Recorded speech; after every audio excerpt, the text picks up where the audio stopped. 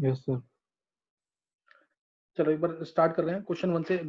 Advance का paper है ये, अभी 2020 का जो हुआ है 27 तारीख को, वो पेपर है।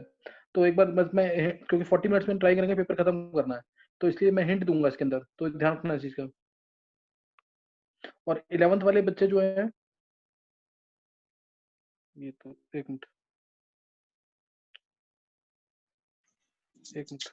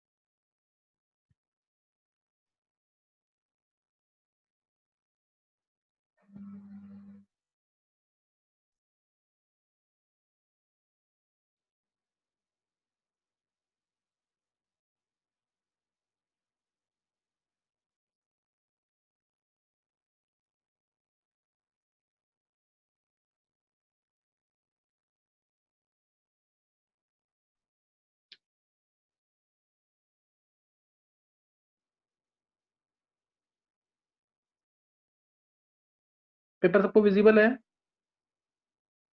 Yes sir. यस चलो अभी जल्दी, हाँ जल्दी से स्टार्ट कर रहे हैं। मैं इनके सबके ट्राई कर रहे हैं मैक्सिमम आंसर्स, जो भी क्वेश्चंस आए हैं, 18 क्वेश्चंस एडवांस के, जो 27th के आए हुए हैं, तो इसको स्टार्ट कर रहे हैं। पहला क्वेश्चन है, पहला क्वेश्चन जो है ये स्टेट्स ऑफ मैटर से है। क्वेश्चन देखने में तो काफी इजी है, अगर तुम चेक करोगे ना क्वेश्चन काफी इजी आया हुआ है, ऐसा लगेगा। लेकिन इसमें दिक्कत क्या है कि ये इन्होंने सिमेट्रिकल कर्व दे दिया है। ये क्या क्या दे दिया है? सिमेट्रिकल कर्व दे दिया है, जो कि कर्व देने का मतलब यही है, अदरवाइज तो सबने पढ़ा हुआ है कि alpha is to V is to U, सबको पता होगा alpha is to V is to U. इसका रेशियो मैंने क्लास में काफी बार लिखाया हुआ है, 1:1.128 इज टू 1.224। ये सबको पता है इसका आंसर, कि ये आंसर आएगा इसका। लेकिन ये सिमेट्रिकल कर्व है। हमने जो पढ़ा, जो हमारा कर्व था वो था नॉर्मल डिस्ट्रीब्यूशन कर्व। वो नॉर्मल कर्व कैसे होता था? यहाँ आता था फ्रैक्शन मॉलिक्यूल्स वाई एक्सिस पे, फ्रैक्शन ऑफ मॉलिक्यूल्स, और एक्स एक्सिस पे क्या आता था? Molecular velocities V, molecular velocity, और कर्व ऐसे चलता था। ये सिमेट्रिकल कर्व नहीं होता था, ये सिमेट्रिकल कर्व नहीं होता था। ये तो इसलिए यहाँ पे आता था हमारा मोस्ट वेलोसिटी अल्फा, उसके आगे हल्का सा वी, और सबसे ज्यादा होता था यू। ये सबको याद होगा ऐसे है ना, ये सबको याद होगा। टी कैलोरी पे कर्व बनाते हैं। ये था नॉर्मल, नॉर्मल कर्व जो था, normal distribution curve, normal distribution of velocities, जो मैक्सवेल बोल्टजमैन कर्व था। इसके अलावा दो कर्व्स और हैं, कोर्स में नहीं है हमारे, लेकिन हाँ जे एडवांस के सिलेबस में पूछ सकते हैं, बस एक चेक करने के लिए। जैसे दूसरा कर्व आया हमारा, सेकंड कर्व, ये नॉर्मल कर्व था। ये था हमारा बिल्कुल सिमेट्रिकल कर्व, बिल्कुल सिमेट्रिकल कर्व जो आया हुआ है इसके अंदर,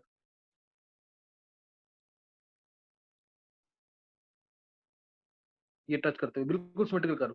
तो इस बिल्कुल सिमेट्रिकल कर्व के अंदर दो वेलोसिटीज मर्ज हो जाती है, दो वेलोसिटीज मर्ज हो जाती हैं। इसलिए यहाँ पे इतने से छोटे से एरिया के अंदर, यहाँ पे हमारे पास अल्फा भी है और यू भी, दोनों के दोनों आ जाते हैं यहाँ पे। अल्फा भी और वी भी, और वी भी, अल्फा भी और वी भी, दोनों में बहुत कम डिफरेंस रहता है। इसलिए दोनों वेलोसिटी सेम रहती हैं और अप्रोक्सीमेटली √2 के इक्वल होती हैं, अप्रोक्सीमेटली √2 के इक्वल होती है। ये ध्यान रखना है इस चीज का। और ये होता है हमारा यू, ये यू होता है। तो ये हमारा जो कर्व है, ये कर्व क्या है? Symmetrical distribution of velocities. ये क्या है? Symmetrical distribution of velocities. Clear? ये कर्व था सिमेट्रिकल। वेटिंग में है। वेटिंग में तो आना फिर मुश्किल हो जाएगा, पेपर डिस्कस करना टफ हो जाएगा। अब नेक्स्ट देखेंगे आगे, यहाँ पे वी आ जाएगा, मॉलिक्यूलर वेलोसिटीज। तीसरा, थर्ड जो कर्व है वो है retro distribution curve, retro distribution of velocities. सही ना? रेट्रो डिस्ट्रीब्यूशन, उसमें मतलब ये हाईली अनसिमेट्रिकल है। यहाँ पे फ्रैक्शन ऑफ मॉलिक्यूल्स आएंगे और यहाँ वेलोसिटीज आएंगी, यहाँ वेलोसिटीज आएंगी, और इसका जो कर्व बनेगा ना कुछ इस टाइप का, ऐसे करके। तो उसमें कुछ हम कर नहीं सकते। दिस इज रेट्रो, ये जो तीसरा बताया मैंने, रेट्रो डिस्ट्रीब्यूशन ऑफ वेलोसिटीज। तो कर्व जो दिया था इसने बिल्कुल सिमेट्रिकल वाला दिया था, इसमें अल्फा वी और यू क्या है, अल्फा और वी दोनों क्या आते थे, इक्वल। क्लियर, अल्फा और वी दोनों क्या आते थे, इक्वल। अल्फा और वी दोनों इक्वल आते थे, इस वजह से 1:1 आंसर आ जाएगा 1.224, यानी बी आंसर आ जाएगा। एक ही है ऐसा आंसर, है ना, बी। तो बी आंसर आ जाएगा इसका। तो ये तुम्हें ध्यान रखने वाली बात थी, डायरेक्ट क्वेश्चन नहीं था, ये अच्छा क्वेश्चन था, तो इसको कुछ कर नहीं सकते इसका। तो ये तुम्हें तीनों कर्व पता होने चाहिए, retro distribution of velocities, normal distribution of velocities, और एक जो रेट्रो हो गया बिल्कुल अनसिमेट्रिकल, एक हो गया नॉर्मल जो हम पढ़ते हैं, और एक हो गया symmetrical distribution of velocities. Symmetrical distribution of velocities, normal, retro और सिमेट्रिकल, ये तीनों ध्यान रखना था। नेक्स्ट क्वेश्चन देखेंगे। नेक्स्ट क्वेश्चन 11th, अच्छा 11th वाले बच्चे को ज्यादा समझ नहीं आएगा क्योंकि उन्होंने पूरा कोर्स किया नहीं है। नेक्स्ट देखेंगे क्वेश्चन। नेक्स्ट क्वेश्चन जो है वो है PB which of the following liberates O2 gas upon hydrolysis. सबने पढ़ा हुआ ये भी पढ़ा रखा है मैंने एस ब्लॉक के अंदर। जिसने भी पढ़ा है सबको पता होगा, एस ब्लॉक के अंदर कर रखा है हमने। Which the following will liberate O2 gas upon hydrolysis. बताएंगे आंसर जल्दी से, कौन बताएगा आंसर इसका। KO2। KO2 याद है ना, रिएक्शन क्या थी इसमें, देखिए मुकुल ने बोला है सर प्रथम प्रथम। रिएक्शन सब, हाँ प्रथम। Yes sir. चलो देखो, हाँ KO2 की रिएक्शन सबको पता होगी, KO2 प्लस H2O। मैंने करा भी रखा है पूरा, K plus plus O2 minus, O2 minus बीच वाली स्टेट है तो ये डिस्प्रोपोर्शनेट होगा O2 2 माइनस में और O2 माइनस के अंदर, याद है कि नहीं ये। तो O2 2 माइनस में और O2 माइनस के अंदर पूरा ये कर रखा है हमने कि ये O2 माइनस है, साथ में K प्लस है, तो O2 माइनस डिस्प्रोपोर्शनेट करेगा O2 2 माइनस में प्लस O2 के अंदर। तो ये O2 के साथ H प्लस आएगा तो बन जाएगा H2O2, और प्लस क्या आ गया O2, H2O2 प्लस O2, और K प्लस के साथ पानी का O चांस जाएगा, यहाँ पे H प्लस गया और यहाँ जाएगा O चांस, तो बन जाएगा क्या KOH। स्पेस क्राफ्ट में यूज होता है, रिएक्शन बहुत इंपॉर्टेंट थी, सबने पढ़ा हुआ है, तो ये तो देखते ही मार्क करना था। KOH क्या आ जाएगा answer, KOH plus H2O2 plus half O2, plus half O2 आ जाएगा इसके अंदर, सही ना। ये आ जाएगा Pb3O4। Pb3O4 जो बिल्कुल क्या कहते हैं न्यूट्रल कंडीशन होती है उसमें रिएक्ट नहीं करता है। Pb3O4 एक्चुअल में मिक्स्ड ऑक्साइड है।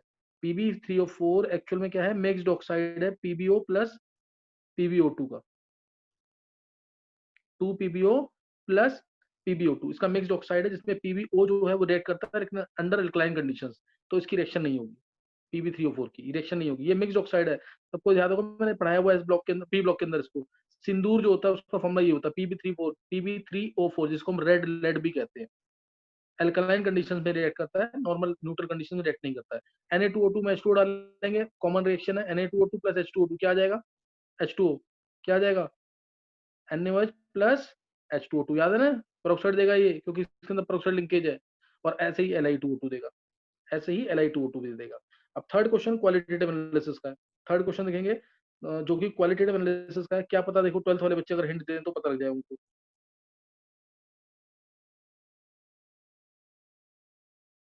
बताओ इसमें, देखो 12th वाले बच्चों को अगर कुछ हिंट होगा तो बता सकते हैं, अदरवाइज ये क्वालिटेटिव एनालिसिस से रिलेटेड है इजी क्वेश्चन बहुत, और इसका जो पार्ट है वो काफी बार आ चुका है आईआईटी के अंदर, 4-5 बार पूछा हुआ है, जिसको देखते ही हिंट मिलता है। तो टफ क्वेश्चन नहीं दिया था, तो क्वालिटेटिव का इजी क्वेश्चन है, देखो रीड करेंगे एक बार क्वेश्चन क्या है।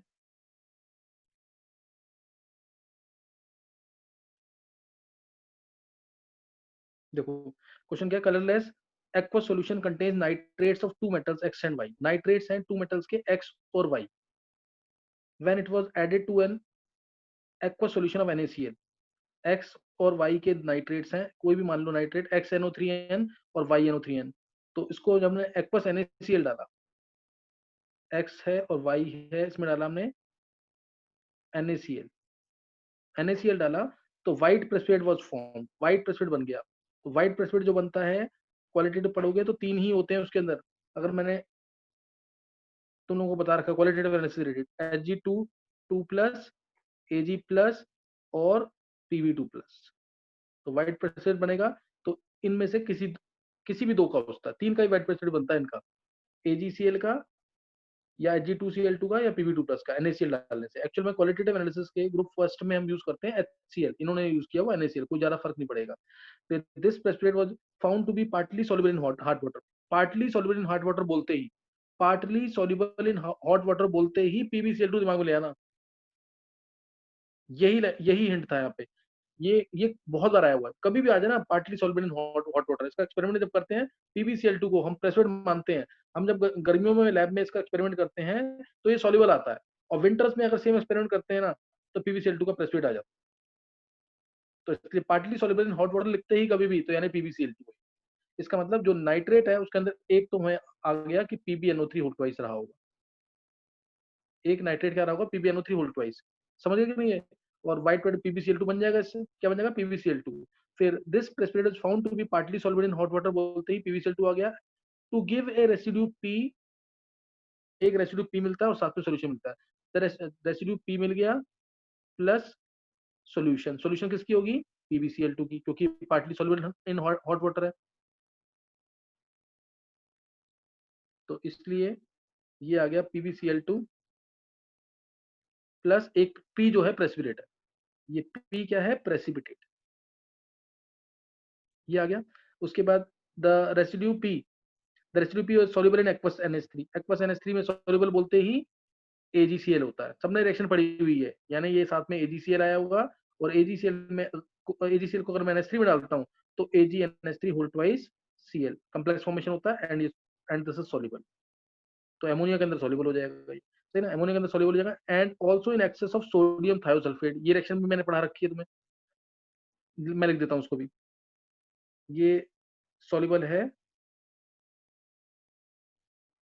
सोडियम थायोसल्फेट के अंदर भी। किसी को रिएक्शन याद है, ये कोऑर्डिनेशन में रिएक्शन सबने पढ़ी हुई है, क्या आएगा, किसी को भी याद हो रिएक्शन, AgCl प्लस Na2H2O3, और IIT के अंदर 2015 में भी इसका क्वेश्चन आया हुआ, 2015 में भी सेम क्वेश्चन पूछा हुआ है, AgCl plus Na2H2O3 hypo solution.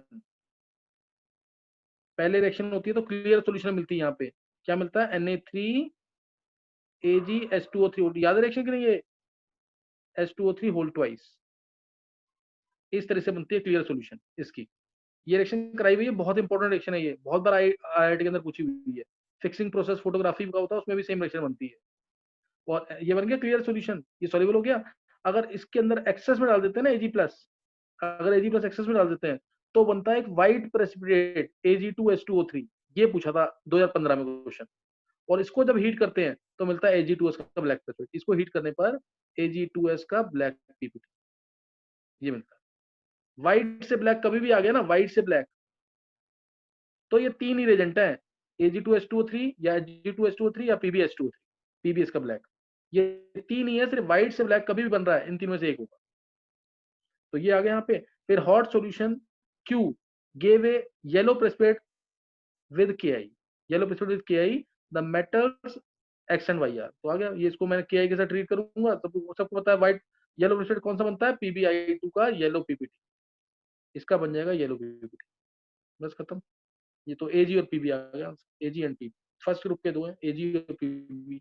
अगर फर्स्ट ग्रुप तुम चेक करोगे तो उसके अलावा कोई ऑप्शन बन ही नहीं रहा, अगला Ag एंड CD है शायद, तो ऑप्शन कहीं बन ही नहीं रहा कोई, ये Ag एंड CD है तो ऑप्शन ये तो होगा ही नहीं, और CD एंड Pb भी नहीं हो सकता, CD एंड Zn भी नहीं हो सकता। अगर बिना क्वेश्चन किए भी करना है, NaCl में व्हाइट प्रेसिपिटेट मिल रहा है तो एक ही ऑप्शन है A, उससे भी क्वेश्चन हो जाता है डायरेक्ट। तो ये क्वालिटेटिव का एक थोड़ा बेटर क्वेश्चन था, रिएक्शन जिसने पढ़ी हुई है तो उसको समझ आ गया होगा। ये दक्ष तेरे को क्लियर हुआ है, दक्ष, लक्ष्य, पर्यंत,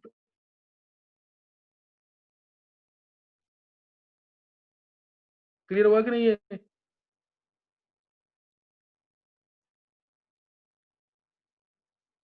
नहीं,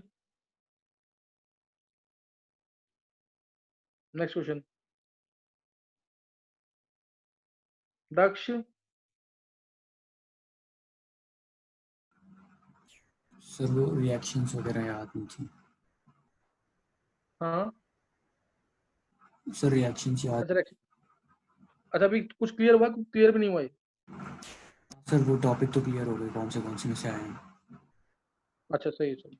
चलो नेक्स्ट देखना है, the Newman projections of P Q R and S, Newman projections P Q R and S are shown below, ये 4 दे रखा है और हमें निकालना है इसमें से आइडेंटिकल मॉलिक्यूल्स कौन से हैं, आइडेंटिकल मॉलिक्यूल्स कौन से हैं। तो तुम्हें बहुत सिंपल तरीके से मैंने सिखा रखा है 11th क्लास में, तुम्हें ध्यान हो कन्फर्मेशन कैसे कन्वर्ट करते थे हम। दिस इज इक्विवेलेंट टू, हमें सीधा कन्वर्ट करना है इसको फिशर प्रोजेक्शन में। तो इस कार्बन के साथ क्या क्या है, CH3 ऊपर, CH3 इधर, CH5 इधर, तो ये लगा दिया मैंने Me, और इस साइड इधर है Me यानी CH3 है, और इधर ET यानी CH5, ये आ गया। और दूसरे कार्बन के साथ जो पीछे वाला कार्बन है उसके साथ क्या है, CH3 नीचे है तो CH3 नीचे लगा दिया, या CH3 मीन्स Me, और उधर आएगा OH तो OH इस साइड आ जाएगा, OH इधर आ गया, और इस साइड आ जाएगा CH3 Me। समझ आया कैसे बनाया ये, ऐसे ही इसका बना देंगे, ऐसे ही इसका बना दो फिशर।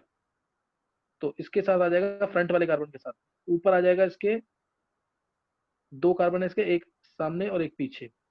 तो इसके साथ आ जाएगा हमारे पास जो नीचे वाला कार्बन है उसके साथ CH3 यानी MEHH, और ऊपर वाले कार्बन के साथ आ जाएगा HCET यानी CH5, और ऊपर की तरफ आएगा OH CH3 Me, ये आ जाएगा। तो ये अब ऐसे ही इसका बनाएंगे, इसका भी। तो इसके साथ CH3 OH Me, this is equal to CH3 इधर, CH3 यानी Me, OH, फिर Me, नीचे CH5 है, CH5 के साथ जो भी होता है इसको उल्टा लिख देते हैं, CH5 तो ये वाला CH5 इधर, और ये वाला H इधर। और ऐसे ही इसके साथ चेक कर लो, S के साथ, S के साथ चेक कर लो। अब तुम्हें दिख रहा है कोई इक्विवेलेंट दिख रहा है क्या, कोई भी इक्विवेलेंट दिख रहा है इसमें, CH3 OH Me दो सही है, फिर H, IUPAC नेमिंग कर लो इन दोनों की, ये Q की और R की दोनों सेम आएंगे, Q की और R की IUPAC नेमिंग करोगे ना तो दोनों सेम आ रहे हैं, तो ये आइडेंटिकल मॉलिक्यूल्स होंगे Q एंड R, तो सी ऑप्शन आ जाएगा, सी ऑप्शन आ जाएगा इसके अंदर। और ऐसे ही चौथे का निकाल लेना, ये भी सेम चीज हो जाएगी, इससे हो जाएगा क्वेश्चन। फिर अगला क्वेश्चन है, with the following structures has the IUPAC name, IUPAC name मैं रब कर रहा हूँ थोड़ा सा जैसे, 3 थाइनाइल 2 हाइड्रोक्सी 4 मिथाइल, 3 थाइनाइल पे, 3 पे थाइनाइल चेक करना है, 1 2 3 पे नहीं है ए में, 1 2 3 पे थाइनाइल आ रहा है इसमें, 4 5 तो इसमें अगर चेक करोगे तो 4 पे 1 2 3 पे इथीन भी, X3 1 2 3 4 5 6 आ रहा है एक बार इसमें, 2 पे 3 2 हाइड्रोक्सी, एक बार चेक करो इसको, कौन कौन सा आंसर आ रहा है। सिंपल सा IUPAC में कोई टफ नहीं है, ये सब कर लोगे तो। क्या आ रहा है आंसर इसका,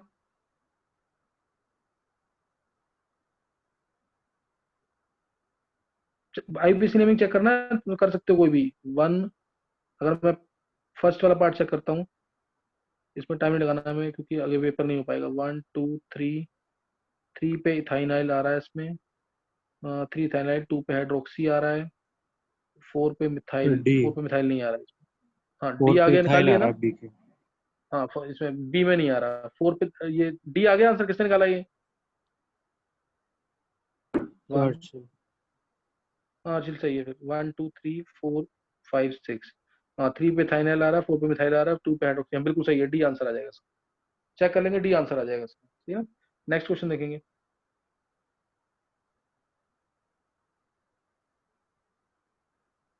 6th क्वेश्चन देखेंगे एक बार। हर्षिल टाइम चेक कर लेना, जब होने वाला होगा मेरे को बता देना एक बार, 40 मिनट्स अगर होने वाले होंगे। द फिशर प्रोजेक्शन दे ओ, रखा है ये, हाँ फिशर प्रोजेक्शन दे रखा है, 5 मिनट रह जाएंगे, मेरे को बता देना एक बार। फिशर प्रोजेक्शन दे रखा है इसका, डी एरिथ्रोज का, डी एरिथ्रोज और इसके आइसोमर बना रखे हैं। अब तुम्हें बताना कि इसमें से कौन सा करेक्ट है। तो इसका आइसोमर बनाना है अगर पी का, ध्यान देंगे इधर, पी का बनाना है, नीचे काफी स्पेस है, मैं नीचे बना रहा हूँ। पी का बनाने के लिए जो भी वेज पे है उसको उल्टा करना होता है। तो ध्यान देना, मैं पी का जो बना रहा हूँ, पी का जो बनेगा, एक इधर देख लेते हैं पहले, पी का बनाना है। तो ये वाला पार्ट ऊपर की तरफ, या CHO को ऊपर रखो, CHO ऊपर, जो नॉर्मल लाइंस पे है वो ऊपर, नॉर्मल लाइंस पे ऊपर और नीचे लगा देना बस। मैंने डायरेक्ट तरीके बता रखा है, नॉर्मल लाइंस पे ऊपर और नीचे, ये बना दिया मैंने। नॉर्मल लाइंस पे CHO ऊपर है, और इधर CH2OH नीचे है। पहले अगर चेक कर लो, कोई डाउट तो नहीं है इसमें? ये आइसोलेट करने के बाद 11th वाले बच्चों को समझ आएगा, 12th वाले बच्चों ने जिन्होंने मेरे पास लास्ट ईयर पढ़ रखा है उसको समझ आ जाएगा। CHO और CH2OH ये समझ आ गया। मैं थोड़ा सा रब कर रहा हूँ इसमें से भी, ये हटा दिया मैंने, ये दिखा दिया। अब जो भी वेज पे है, ध्यान देंगे, जो भी वेज पे है ना, जैसे इधर देखेंगे, अगर CHO के साथ देख रहा हूं मैं, वेज पे क्या है? OH। वेज पे OH है तो वो ऑपोजिट चला जाएगा, यानी OH इधर और H इधर। ऐसे ही दूसरे वाले का वेज पे है H, तो वेज पे H है तो H इधर आ जाएगा और OH इधर। तो ये वाला अगर मैं चेक करूं, CHO OH OH CH2OH, तो ये बिल्कुल आइडेंटिकल आ रहा है इसके साथ, सही ना? इसके साथ चेक करना है, इसके साथ कंपेयर करो उसको, P को, क्या आ रहे हैं? दोनों आइडेंटिकल आ रहे हैं कि नहीं? है तो ये दोनों आइडेंटिकल, P के साथ आइडेंटिकल आ रहा है ये, समझ गए कि नहीं? तो एक तरह से जो P कंपाउंड है, PQRS बना रखे हैं, P क्या है? आइडेंटिकल विद डी एरेथ्रोस के साथ, इसका क्या है? आइडेंटिकल। P इज आइडेंटिकल, यानी P का होना चाहिए हमारा 2, P का 2 तीन जगह है, P का 2 होना चाहिए। अब ऐसे ही मैं निकाल रहा हूँ Q का। Q का देखो, जो नॉर्मल लाइन पे CHO ये रहा ऊपर की तरफ है, CH2OH भी नॉर्मल लाइन पे जो है उसको ऊपर नीचे लिख दो पहले। मैं इसको क्यों बना रहा हूँ, ये क्यों बना रहा हूँ मैं? जो नॉर्मल लाइन पे है CHO ऊपर और CH2OH नीचे, उसके बाद जो वेज पे है, OH वेज पे है, CHO OH डैश पे है, H वेज पे, H यहाँ गया तो OH यहाँ पे गया। दूसरा, दूसरे वाले CH2OH के साथ OH ये वाला जो है वेज पे है, तो ये नॉर्मल लाइन के अपोजिट जाएगा, यानी ये आ जाएगा OH इधर और ये H इधर। अब इसको कंपेयर करो, अब उसके बाद क्या आएगा? डायस्टीरो स्पॉट, सही ना? Q क्या आएगा?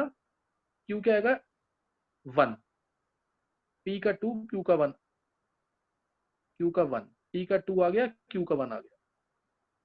उसका नेक्स्ट करेंगे ऐसे ही, कोई ऑप्शन मैच कर रहा है? P का 2, Q का 1। हाँ, C ऑप्शन मैच कर रहा है ना, बाकी भी तुम खुद निकाल लेना ऐसे ही। C ये आंसर आ गया तो सीधा। बी P में भी का 2, क्यू Q का 1, समझ गए कि नहीं है? P का 2, Q का 1, बाकी अगले दो मैच कर लेना इससे। यही तरीका है निकालने का, जो कर लोगे मेरे पास आइसोमेरस तो ये क्लियर हो जाएगा। बाकी समझ आ गया तो बहुत अच्छी बात है। किस तरह से कन्वर्ट करते हैं, किससे, है ना, इसे वेज एंड डैश शेप को फिशर में कैसे कन्वर्ट करते हैं वो निकाल बताया, थोड़ा बहुत मैंने हिंट दिया यहाँ पे। जो नॉर्मल लाइंस पे ऊपर नीचे रखना, जो वेज पे है उसको नॉर्मल लाइंस के ऑपोजिट ले जाना, ये तरीका होता है। नेक्स्ट देखेंगे,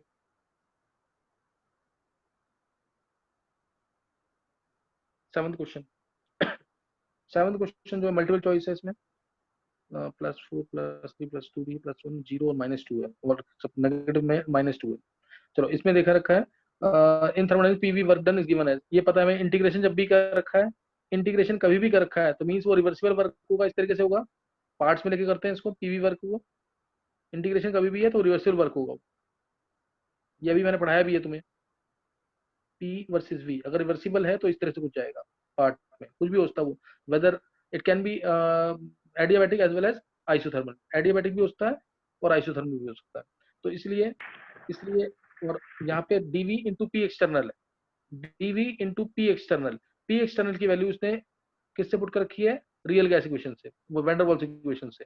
तो यहाँ से आ गया, equation is applicable to a system that satisfied the van der Waals equation of state, ये सही है बिल्कुल। Process that is reversible and isothermal हो सकता है। तीसरा, process that is reversible and adiabatic, ये भी हो सकता है। तो दोनों रिवर्सिबल आ गया तो ये तो नहीं होगा डी वाला, तो ए बी और सी आ जाएगा सेवन का, ए बी और सी। नेक्स्ट नोट करेंगे, और ये वाली पता लगी ना इक्वेशन, रियल गैस इक्वेशन से वैल्यू पुट की है पी एक्सटर्नल की, सिर्फ वैल्यू पुट की और कुछ नहीं किया यहाँ पे। रिवर्सिबल में P external P internal same होगा, पी इंटरनल की वैल्यू रियल गैस इक्वेशन से पुट की है, P plus A by V square V minus B to R T से। Next eight question, eight question है, एसडी करेक्टर बोल रखा है इसके अंदर, है ना, एसडी करेक्टर बोल रखा है। तो इसमें सबसे ज्यादा एसडी हो जाएगा हमारा, सबसे ज्यादा एसडी अगर हम चेक करें तो ये एरोमेटिसिटी आ रही है इसमें, H प्लस लूज करने के बाद, इसमें एरोमेटिसिटी आ रही है लूज करने के बाद, तो इसलिए फोर्थ होना चाहिए सबसे ज्यादा, सबसे ज्यादा फोर्थ होना चाहिए। और अगर तुम चेक करोगे, जब मैंने इंडक्टिव फैक्टर पढ़ाया था उसमें पी की वैल्यू दिखाई थी, तो इसकी वैल्यू दिखाई भी हुई है। इसकी वैल्यू कितनी थी? 16 के आसपास। इसकी एक एक एक के साथ कॉमन भी थी CH5OH के साथ, अगर तुम चेक करोगे काफी सुंदर होगा। तो साइक्लोपेंटाडाइन की जो वैल्यू है कॉमन है किसके साथ? इथेनॉल के साथ। तो ये सबसे ज्यादा एसिडिक होगा, फोर्थ। थोड़ा सा कंफ्यूजिंग क्वेश्चन है क्योंकि इसमें फोर्थ में है और इसमें कार्बन sp हाइब्रिडाइज है, इसके अंदर भी H प्लस हटने के बाद तीनों साइड से बेंजीन से रेजोनेंस होगी। तो थोड़ा कंफ्यूजिंग जरूर है, लेकिन हाँ डाउट में तो रहेगा ये, डाउट में रहेगा ये कि कैसे करना है। तो वैल्यूज पीके की अगर याद है तो तुम कर सकते हो। हाँ ये पता है हमें कि सेकंड और थर्ड ये लास्ट में आएंगे, और अगर ऑप्शन देखें ना डी ऑप्शन, तो सेकंड थर्ड लास्ट में ही दे रखे हैं इसके अंदर। तो सबसे ज्यादा तो कौन सा होगा, फोर्थ होगा, क्योंकि एरोमेटिसिटी आ रही है after loss of H plus. After loss of H plus negative आएगा, एरोमेटिसिटी आ जाएगी, फिर आएगा फर्स्ट, फिर फिफ्थ, फिर सेकंड, फिर थर्ड। सेकंड में कार्बन sp2 है, और थर्ड में तो एल्केन्स तो होते ही, पैराफिन तो least reactive H plus lose ही नहीं करेगा बिल्कुल। तो इसलिए डी ऑप्शन तो गलत है। बस डी ऑप्शन में अगर मैं फोर्थ और फर्स्ट को चेंज कर दूं तो आंसर सही हो जाएगा डी। सही है। अब acidity of compound first is due to delocalisation in the conjugate base, बिल्कुल सही है। H प्लस हटेगा, नेगेटिव आएगा तो कंजुगेशन होगी, बिल्कुल सही है। The conjugate base of compound fourth is aromatic, बिल्कुल सही है। कंपाउंड फोर्थ का अगर H प्लस लूज कर दें तो नेगेटिव आ जाएगा, तो 6 पाई इलेक्ट्रॉन एरोमेटिक हो जाएगा।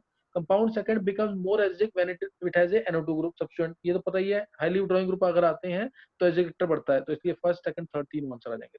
नेक्स्ट नोट करेंगे।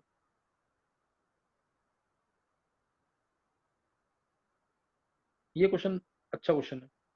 ये क्वेश्चन मतलब रिपीटेड क्वेश्चन है, एक तरह से IIT में भी आ चुका है इस टाइप के क्वेश्चन। इस टाइप का क्वेश्चन IIT में भी आ चुका है। और ये क्वेश्चन अगर तुम जॉइंट एडमिशन टेस्ट होते हैं ना, जो IIT में एडमिशन लेने जाता है MSc करने के लिए, उसमें अगर बुक को चेक करें उनके प्रीवियस ईयर पेपर्स में, तो ये 2010 में क्वेश्चन आया हुआ है।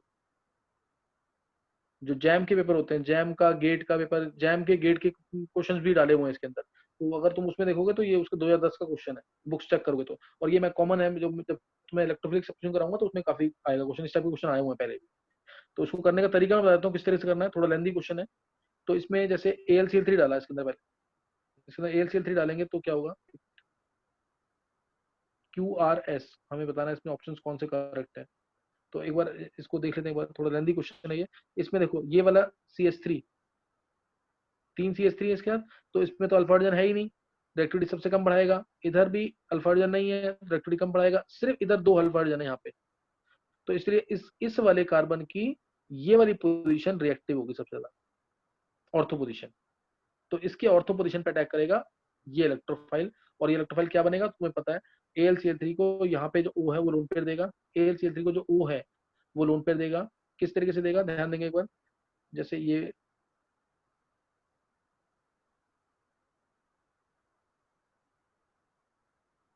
प्लस AlCl3, अब AlCl3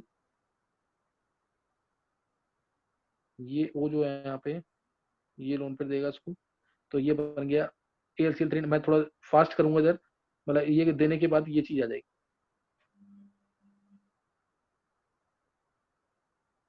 O पे प्लस AlCl3 नेगेटिव, जब इलेक्ट्रॉन ले जाएगा तो O सिंपल रह जाएगा, AlCl3 नेगेटिव रह जाएगा इस तरीके से।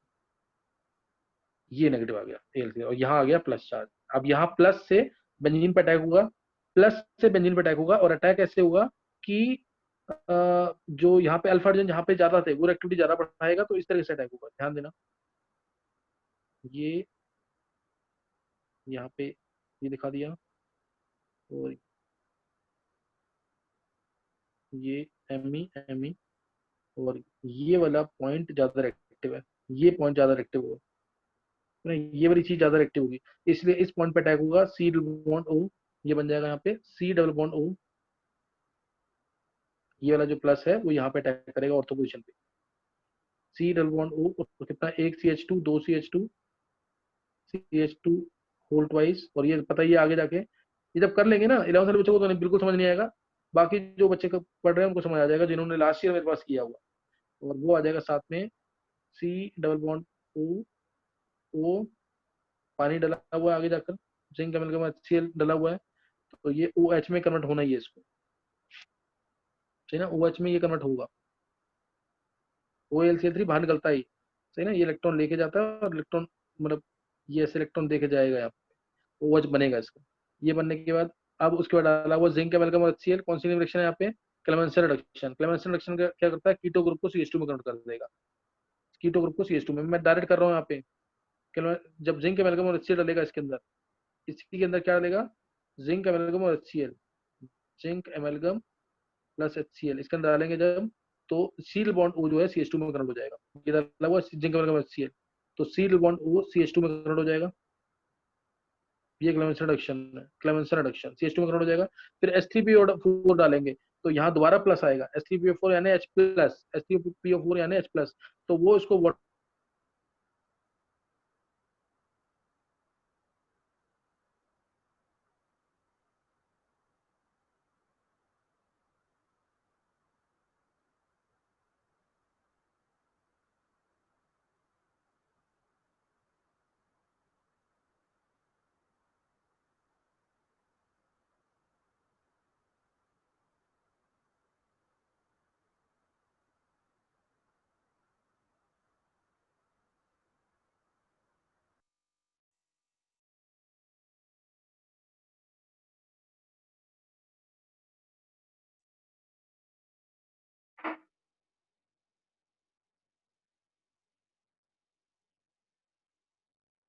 देखो ये कुछ आ जाएगा यहाँ पे रिंग बनने के बाद,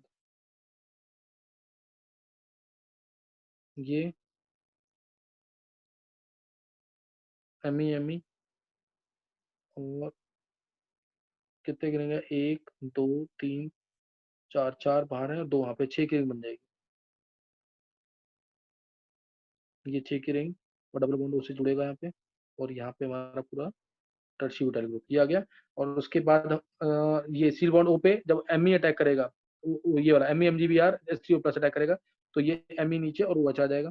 इसके अटैक करने के बाद, इतने पार्ट के अटैक करने के बाद, इतने पार्ट के अटैक करने के बाद OH आ जाएगा। ये हटा यहाँ से, और यहाँ पे आ जाएगा OH। जो नई चीज आएगी मैं यहाँ पे दिखा रहा हूँ, OH और नीचे Me।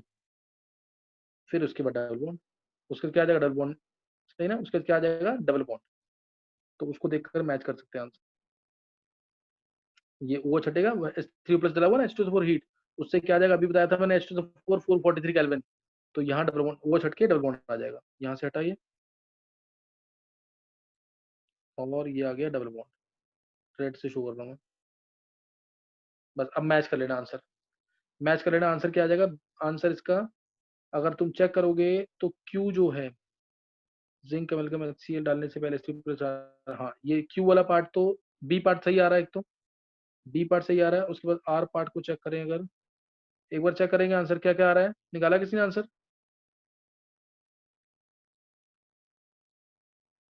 देखो आर पार्ट सही आ रहा है कि नहीं।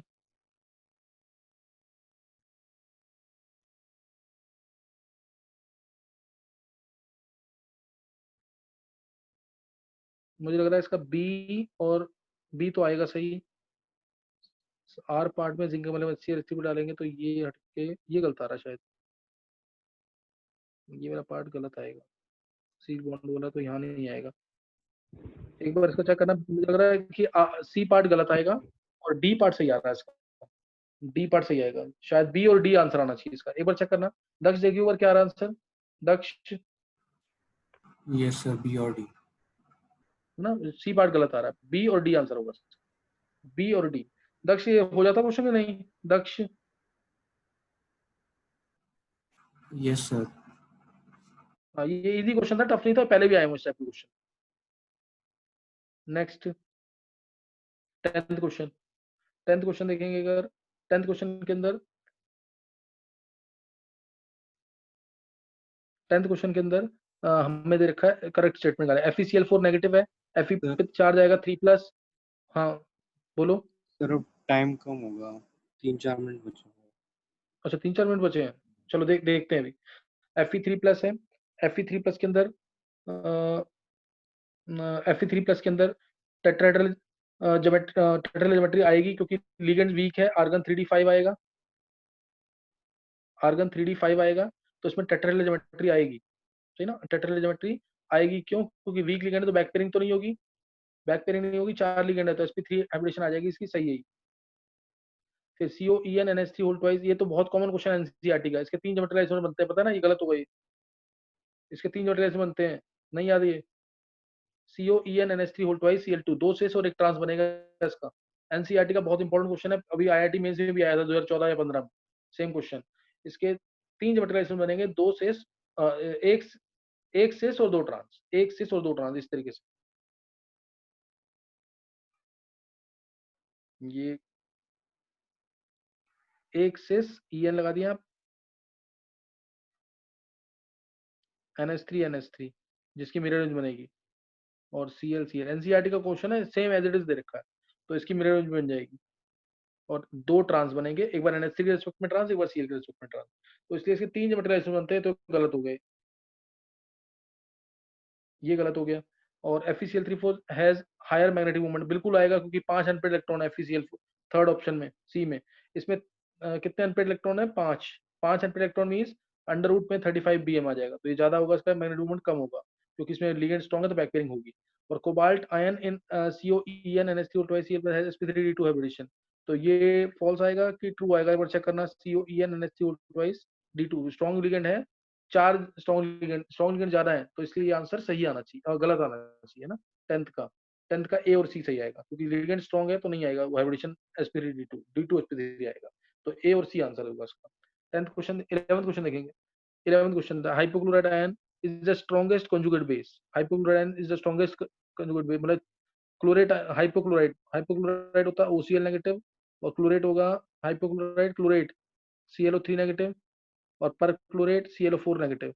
तो इसमें तुम्हें पता ही, हमें सबको पता ही HOCl ClO2 HCl HClO2 HClO3 और HClO4।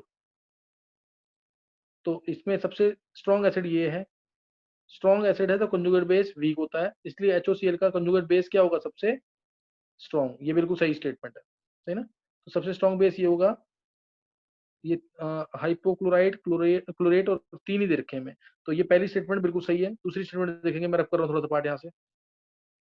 दूसरी स्टेटमेंट चेक करेंगे अब। Molecular shape of only chlorate ion